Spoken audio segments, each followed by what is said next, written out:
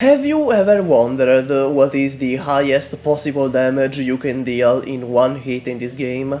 Me neither. This idea came from a friend. So I started looking into it.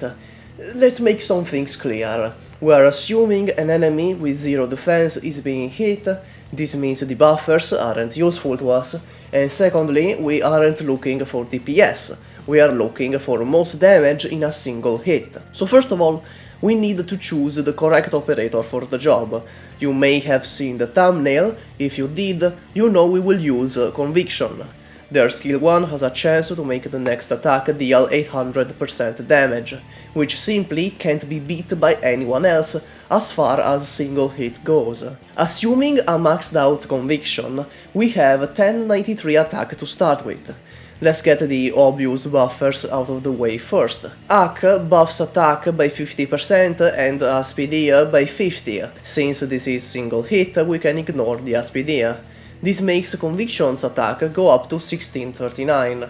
Next is Warfarin, buffing them by another 90%. Something to note here is that this buff doesn't add 90% of 1639, it adds 90% of 1093. Buffs are always applied on the original attack, rather than the current attack, because otherwise it would be fucking broken. Now, I'm not sure if by original attack the game means the original 929 we started with, without trust and without the module, or the current original attack, which is different from the current attack. Let's assume it's applied to 1093, because bigger numbers make our caveman brains release more dopamine.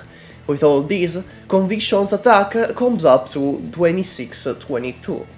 Now, with Skadi Alter S3, we go up to 3099 attack. Mind you, this buff applies the specific status element called Inspire.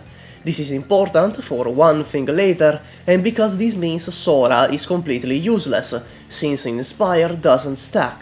Next, Amiya Guard raises attack by 14% when her skill is active, Zwire gives 12%, but with RS2 it becomes 36%, and finally, Castle 3, when max pot, good luck with that, gives another 20%, meaning Conviction reaches 3853 attack.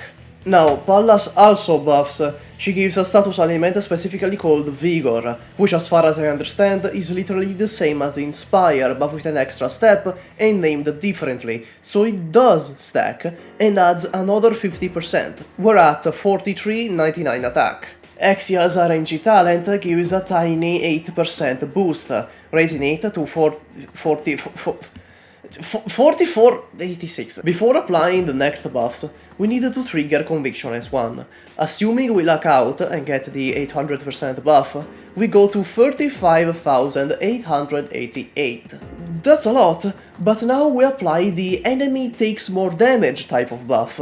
Sessa will cause enemies blocked to take 16% more physical damage, going up to 41,630. Now, to my knowledge, these buffs apply to the current attack, but don't care about each other, meaning the next buff, which is W, causing stunned enemies in a range to be dealt 21% more damage, will be applied to the 35,888 instead of the 41,630.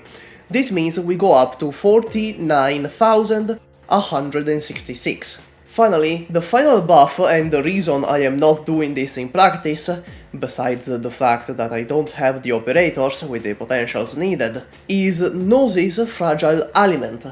You may know this element because it's the same applied by Suzerain and Firmax, except that Gnosis applies 27% to cold enemies, and then doubles it to 54% to frozen enemies. Now, I'm not sure if an enemy can be blocked, stunned, and frozen all at once, but let's assume it's a really rough day for the guy, and yes, he can be blocked, stunned, and frozen all at once. This means that, finally, the highest damage you can deal with a single hit in Arknights is 68,545. Probably. Keep in mind, I don't fully know how these mechanics work. This could be lower or even higher for all I know. To put this number into perspective, you have more than enough damage to one-shot Patriot and still have 23,045 damage to spare. If you're wondering what if you do this with Gummy, I know you are, it comes out to 4063. That's a lot of hurt for a frying pan. That's enough to one-shot 4/6 of a Crown Slayer.